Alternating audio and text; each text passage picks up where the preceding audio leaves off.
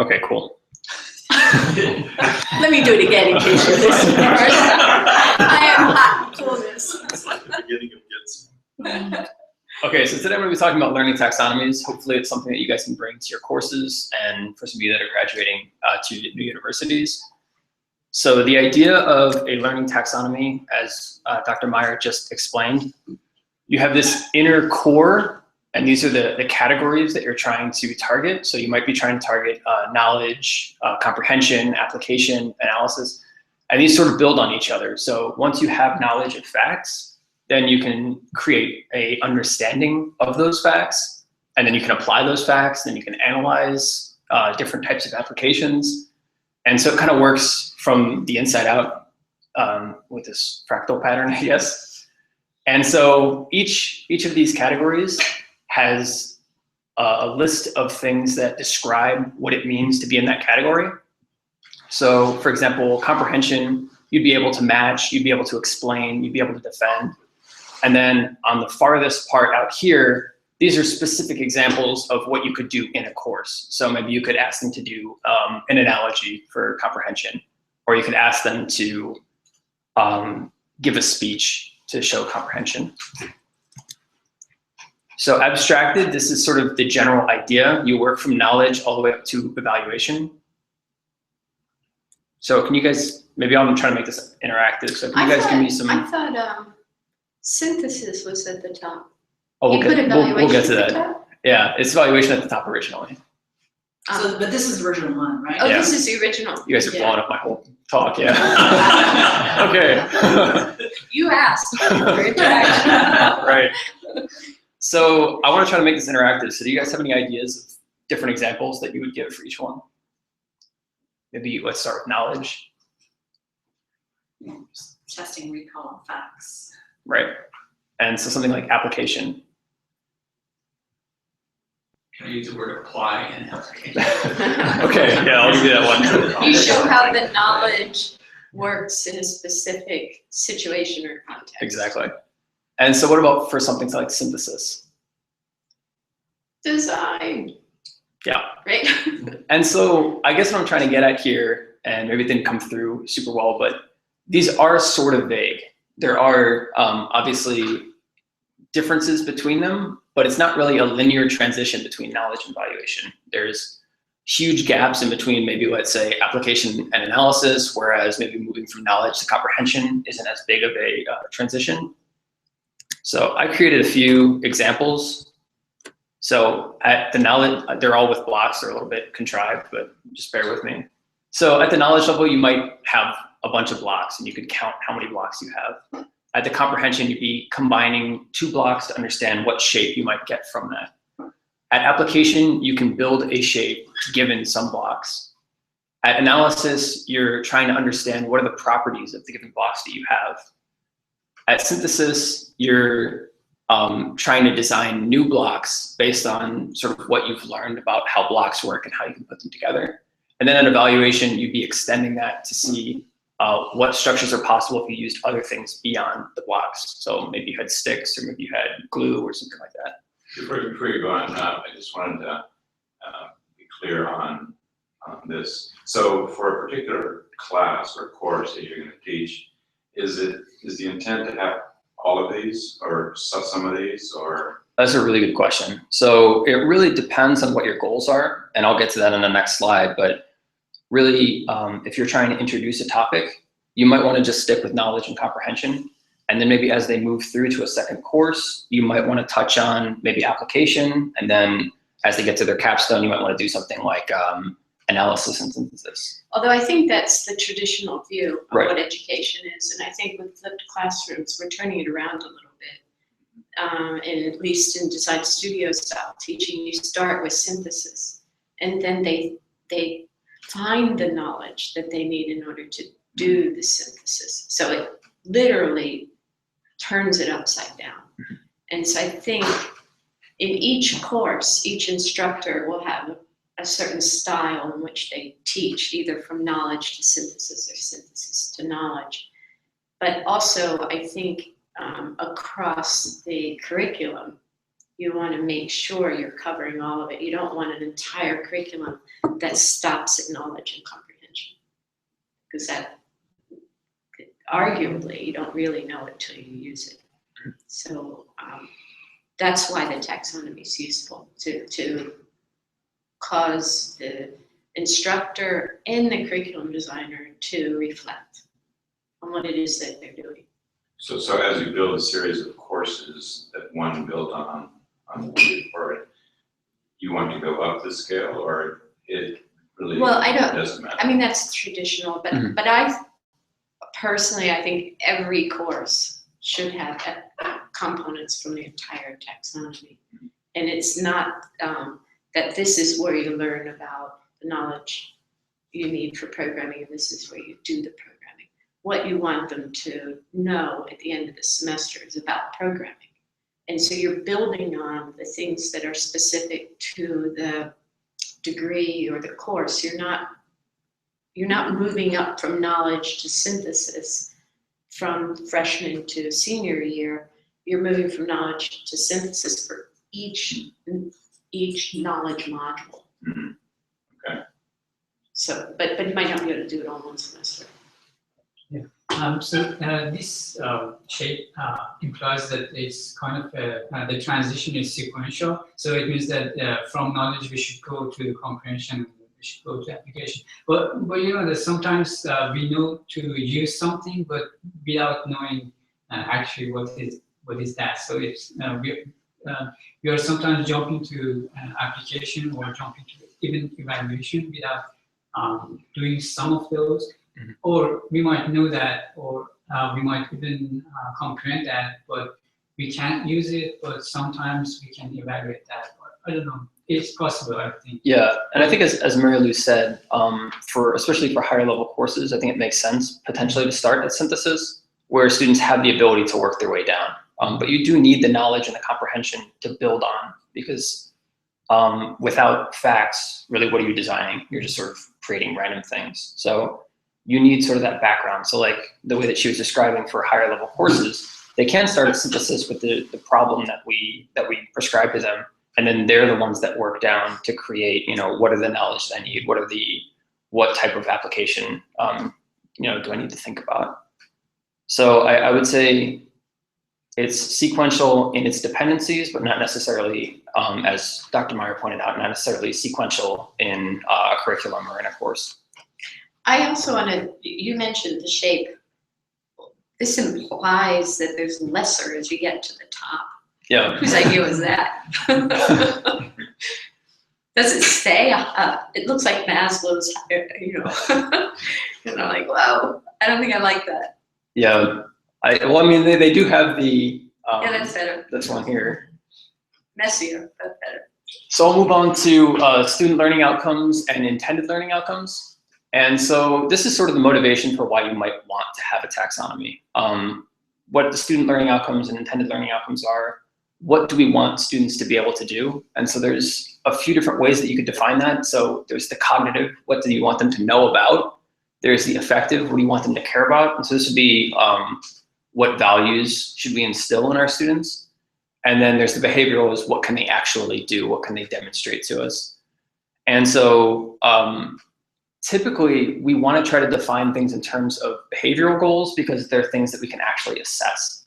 So it's hard to see what someone knows about. They can't really explain what they know. And it's difficult to know how to, assess what they care about, because we kind of want them to align with our own views, but it's not necessarily true that our views are the only views or that our views are right. So with behavioral goals, it's something that we can actually assess, and we can actually determine whether they understand or whether they don't. So at the bottom, I just kind of knocked out. You don't really want to look at learning or knowing or understanding. You really want to consider demonstrating. So this is sort of how you create a course, or how you create a curriculum, is by iterating on these intended learning outcomes. So you want to try to create a goal of, what do I want them to be able to demonstrate? Quick question. So SLO and ILO are synonymous. They just. It seems that way. I actually don't have enough understanding I to. know SLOs. I've never. So Yeah. you're still presenting Bloom's stuff. Okay. Yeah. So this isn't anything to do with what we may adopt. This is Oh, okay. Right. what's out there already. Okay. This is just to make it sort of a broad purpose so everyone can get something And from we it. should certainly build on what's out there already, but we'll make it our own. So it seems to me though the differences between them would be the student learning outcomes are sort of what they are, maybe what they have, like what we can assess that they have, their actual learning outcomes. Intended are sort of what we hope for them. That seems to be maybe my understanding, but don't quote me on that. I might be totally wrong. So Also, this is very prescriptive Mhm. in the sense that it tells you what you should do. And what would be interesting is to find out what's normative, and that is what do people actually do. Mhm. And I think in course design, people do very little of those things. Actually. yeah, I wasn't even aware of a lot of this stuff, a few months ago. So yeah, you can get by without it, I guess, but it's probably good to know the about. point is, it's not that if this is what you should do, and there's a big gap between that and what people actually do, then either there's a gap in educating people on how to teach, or this is too prescriptive. That's a good point. So going with the iterating on ILOs, you have a mission, you have goals, you have objectives, you have outcomes, and then you're sort of measuring those outcomes to see whether the students are actually meeting the goals that you set for them.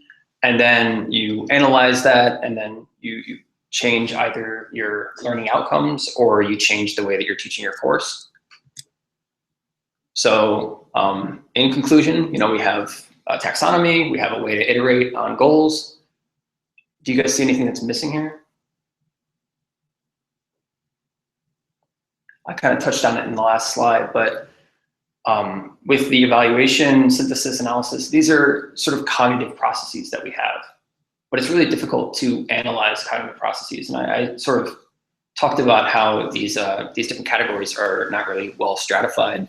But I think it's also difficult to analyze what is application, what is analysis. These cognitive processes really aren't easily evaluable. So we need to think it's about. not so much they're not easily evaluable, because I could come up with examples of them in all the courses that we teach. The problem is the two diagrams don't share any terminology at all. And so it's hard to know what they have to do with each other, right? I mean, the thing on the right, all those words, Right. none of them are the words that are on the left. And so when we talk about Bloom's taxonomy and the cognitive process level of learning, we don't use those words in our syllabus or anything. They're just not there. Right. And I think that what they hope is that you would use your taxonomy to establish those intended learning outcomes. So you think it's the outcome? Well, Not at the I'm not objectives. trying to say what I think. No, I guess my point is possibly you could put them in every box, Right. right? Yeah, with And establishing the goals, establishing the objectives. But there's no guidance Mhm. on how to do that or what that even means, which is why we need design patterns. Right. Because they connect them. Yeah, I think that's I true. have a question on the right side. So the program improvement system implies a feedback loop back to Right. either the missions or the goals or the objectives. So that would be maybe where you'd come back to the Bloom's taxonomy. You'd come back to your intended learning outcomes, and you'd evaluate where was the mismatch. What did we expect? What did we get? Why aren't they in line with each other? And then that's where you'd kind of iterate on the whole process again, maybe the next semester. It doesn't have to be to a single place. The program improvements don't have to be you don't have to start back at goals. You can go to anything that You would think thought so. needed to be approved. Yeah.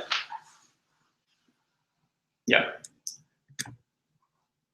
So my point with the last, I guess, fake conclusion is that knowledge is a verb, and you can really only show what you know. And so this is actually something I talked to Dr. Richter the other day, and he put me on the multiple intelligences paper by Dr. Gardner. And it was an interesting paper, and I think he put a book on it too.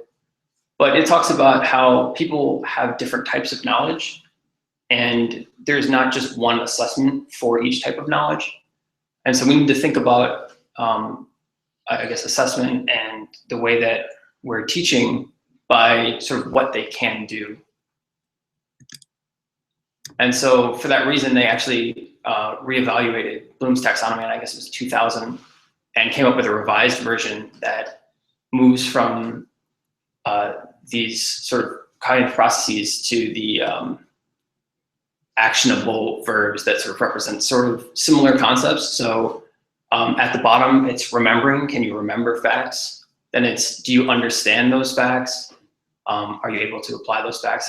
It's similar, but it's a more concrete, evaluatable. And they flipped the top two, yay. Yeah.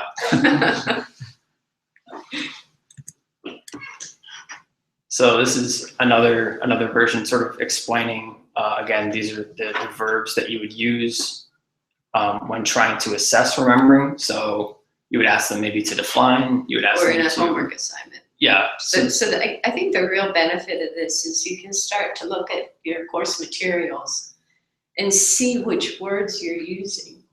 And if you're only using the words in the bottom two, then you're not bringing the student to a level of competency that is reflected in the top levels of the taxonomy. I like this visualization because I like the way, you know. I love the concentric circles. Yeah, Much well, better than the how each bigger circle encloses the other, but it's not just on top of, it's actually much bigger. Yes, this is much better.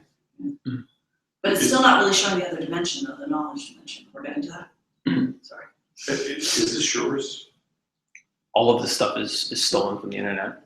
I cited at the end, don't worry. But it's not Yeah, I was gonna whack you for That was plagiarism. a much better one to steal. But you had to show us the first one first, so we appreciate this. Draw you in a right? little bit, yeah. Because the applying part, use information in a new way, seems to be creating more than it does applying. Well, in the sense that you're taking something you've learned and you're putting it into a context you haven't seen before. Right? So you're given a problem situation where you're taking some knowledge that you learned about when you were programming for changing the bits colors, and now you're using those concepts to change the sound wave. So it is in a new context. Okay. But it's using the information, it's not generating knowledge. But maybe it should be applied, not used, right? And it's not just information. Anyway, it's hard to get this right, but Yeah. I agree that the applying and creating can be a little, we might think about something that we're doing and consider it creating, and in this it might be considered applying, and then it's like, well, then what would creating be? or it could be both. I think it could be both. Probably. So if you're learning about loops and you're And you have to applying write a new loop, loop in a different then it's context. both applying and creating. Yeah. So it shouldn't be a new way, it should be a particular way that you're prescribing for that. For that learning experience. So you say, can the student use the information or apply the information in this way? Right. I'd just say use. Yeah. But But that's what you do in an educational environment. If you then went out into the world where no one was telling you, show me how you do this in X, then you're actually doing the creating without the applying.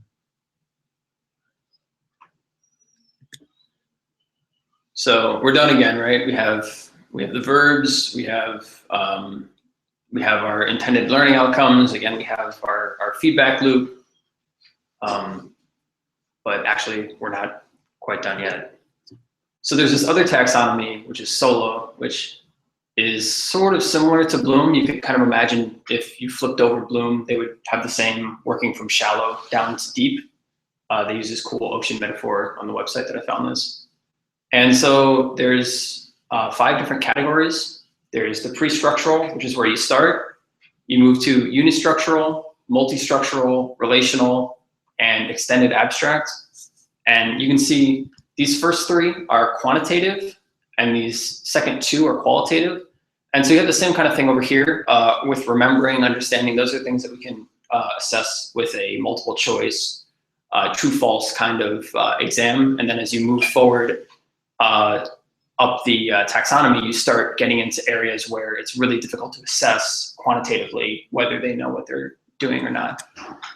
So this is sort of a good breakdown of the different parts. So with the unistructural, you have a lot of facts, but you don't really know how they fit or the importance of them. And then when you get to the unistructural, you start getting these little connections. You know, these two things might be similar, these two things might be related, or I can use this to do that. And then you get to the multistructural, where you start to create these larger contiguous structures of, you know, these few things are related, these few things are related, but you don't really see the overall picture. You don't really see how every substructure fits into the, I guess, the larger picture. And that's where relational comes in. So when you get to the relational phase, that's where you kind of see how all of the parts are fitting together. So in this case, you know, you have the windows, you have the door, you have the roof, you don't really know anything about it. You see that maybe these two things are similar, these two things are similar. You start to see that a few things like this, the windows are similar, and then you can put the whole thing together. And then the last, which is extended abstract, is where you can extend your design to sort of the broader picture. So, you know, where does the house fit in within a city, or within design of different buildings, or, you know, what does a house provide for the people that live in it? So that would be sort of where you're extending it beyond its individual concepts. Do you guys have any questions with this part before I move on? I find this a lot more abstract than Bloom's. Yeah. Yeah, I think if I were to verbs. ask computer science educators to adopt Solo, I find that harder to describe than Bloom's. But it's interesting because when we were at 60 this March, a lot of the people were presenting how they were adopting Solo, not Bloom's. So they must be able to do something with it. Yeah. Are you going to show examples of how it works in computer science education, or not yet? No, not really. So, I mean, did everybody else get that? I mean, do you like this one? I prefer Bloom's. I agree that this is just too abstract to know how I would use this to impact my curriculum. I mean, I guess one of the things that I took away from what I saw at 60 was Solo was being used for curriculum design, not for how do I teach introductory programming. I think you could And use if you something. Think of curriculum design where you start with giving them a programming course, a data structures course, a writing course, a science course, and later in the curriculum, there's courses that pull it all together. Software engineering, software architecture, systems implementation. And so you could see how the curriculum might move in this direction of individual modules and then more comprehensive courses. Yeah, I think in a course, at least what I was thinking when I was reading through this stuff, is that you could use something like this to create modules of teaching. So these are concepts, and this is how they're going to fit in over a course. And then you would use something like Bloom's to create activities. So if you wanted to create a test or a lab or something like that, you could use something like Bloom to inform that. Whereas this would sort of be more for your longitudinal learning, sort of what do we want to move through throughout the course. But still, you know, having spent 15 years teaching design studio, there's a lot of benefit to starting at the right and helping the students, scaffold the students to understand the top left through the big picture, because they know what it's for and they get really passionate about it, and they really get invested in trying to understand it, where usually when you start there, not usually, but my experience has been the students aren't sure why you're telling them all this. Yeah, why do I They're have to not know really calculus? paying attention. They don't know why they have to learn something, Yeah. so they don't bother. And, Yeah. and then by the time you get there, you're assuming they know all that, and then you're mad at them for not remembering. You're like, so I don't know. I know Yeah. the conventional approach is, left to right, top to bottom on that diagram. I think that's a good point. But a lot of design schools don't do it that way. Yeah, I think that's a good point.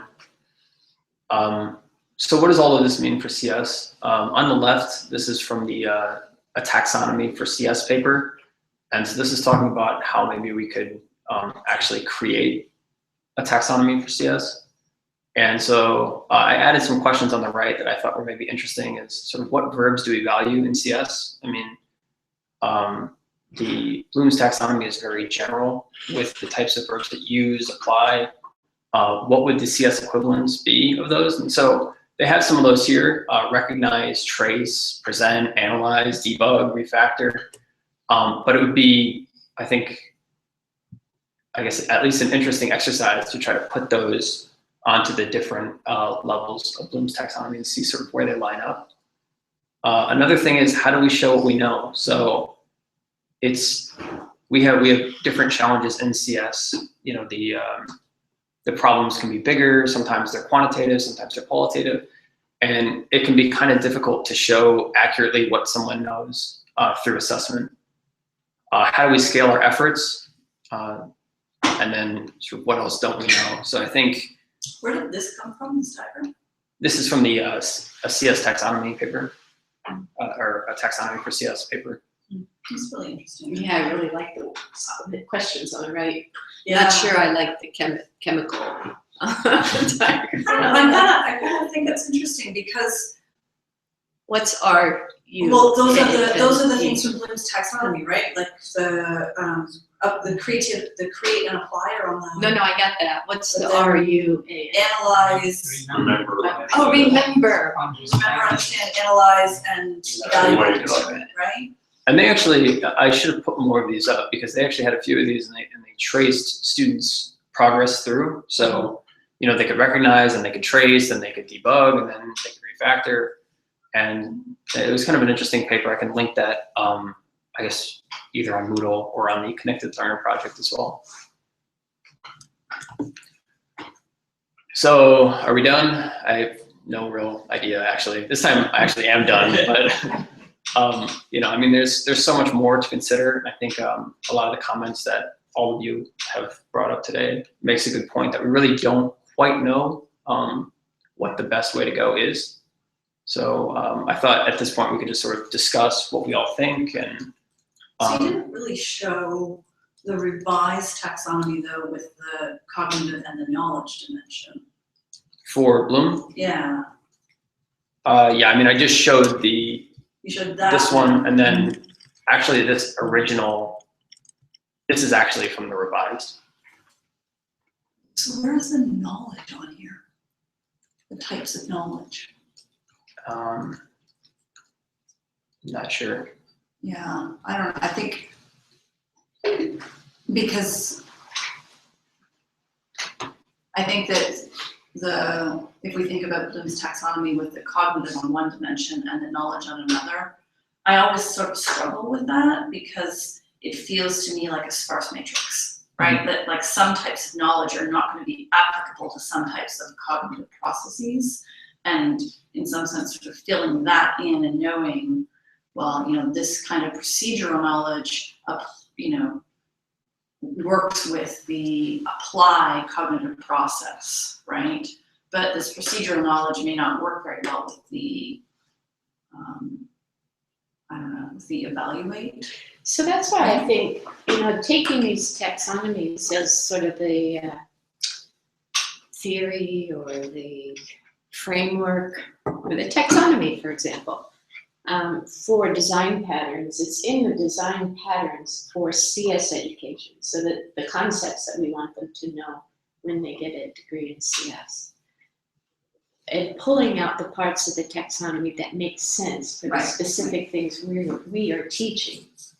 allows us to ground it in some theoretical understanding of what learning is, but allows us to just take the pieces that make sense for the different things we're teaching.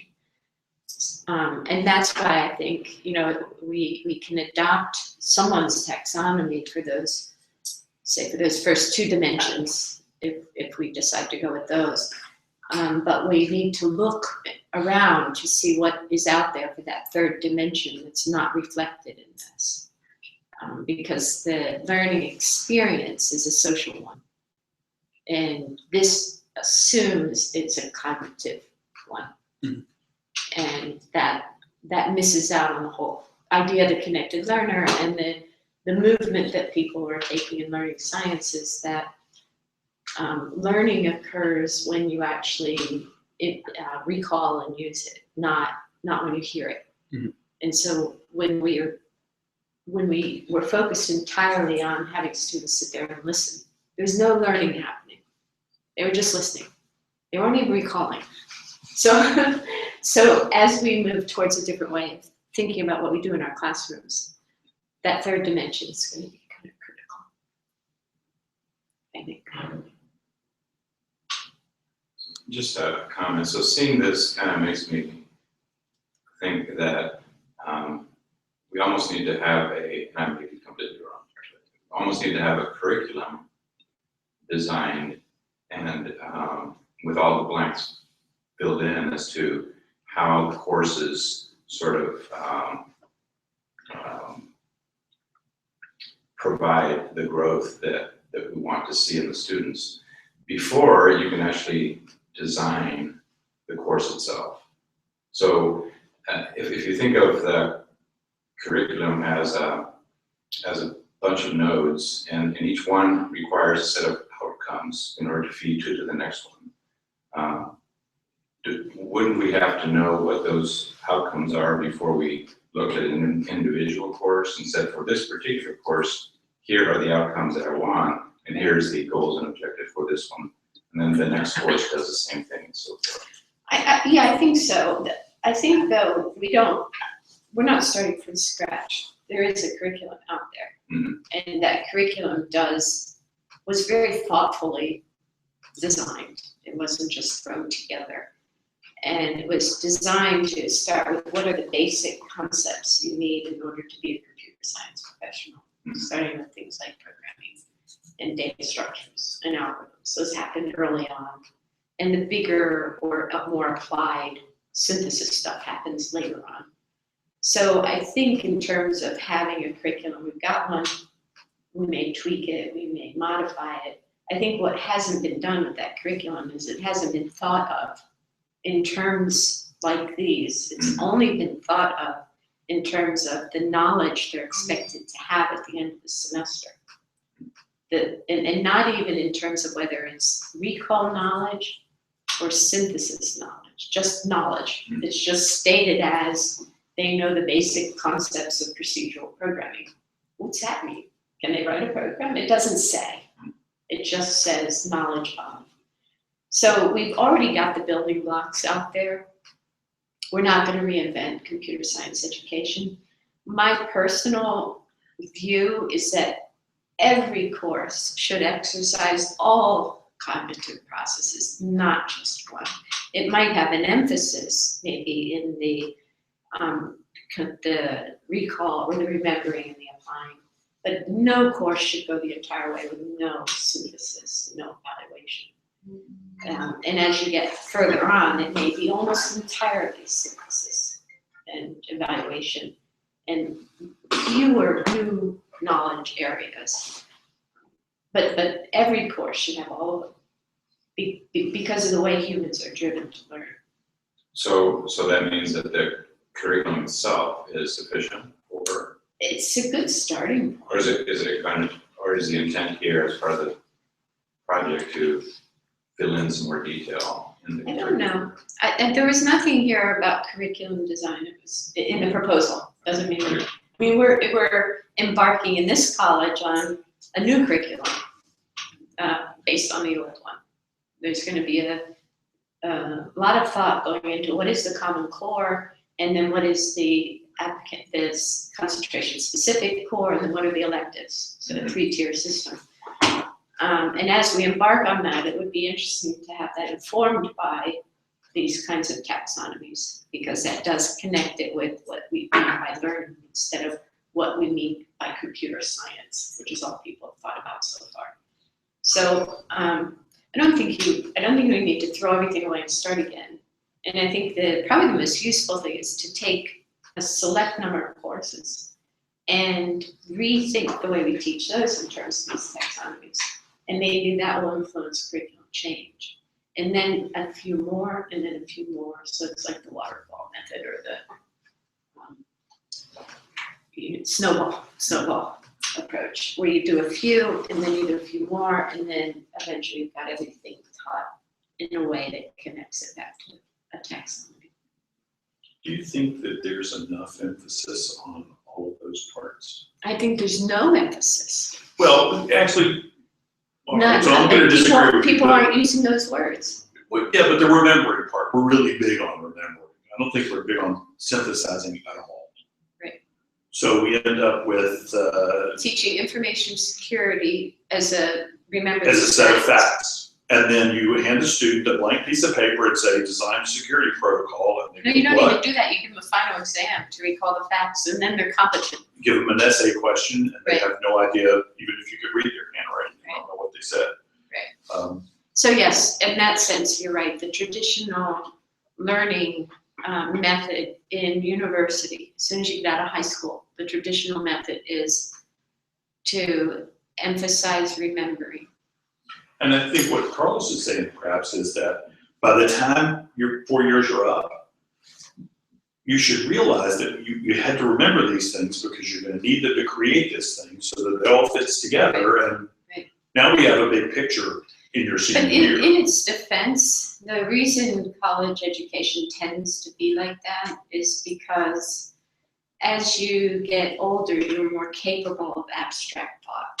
Sure. When you're a little kid and you're building blocks, this abstract thought just isn't there. It's all making, doing, and exploring physical spaces, and now touch screens. But anyway, when you get to college, it was believed that then you have now reached an age where abstract thought is what needs to be developed, and so they got rid of the doing, which is a shame, because now we're beginning to understand that even with abstract concepts, following the Montessori approach, there are ways to do physical and doing things that help you understand abstract concepts.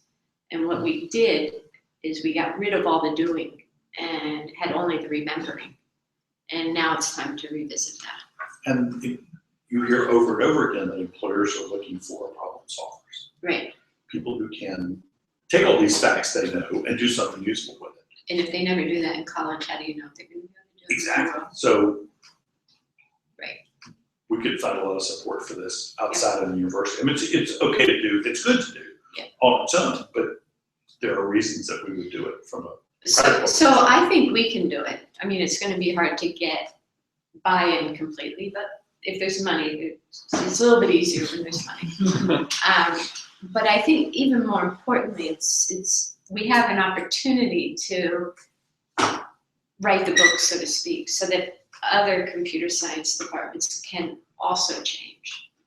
It's really hard, as we'll see, to write these design patterns. But if we do, then that's like handing people, here's how you do it, but add your own flavor to it. And the design patterns, I think, in order to do it right, need to be grounded in some theory, or we're just writing lesson plans. I think a good metaphor for the idea of Bloom's taxonomy is sort of, Oh gosh, it's net.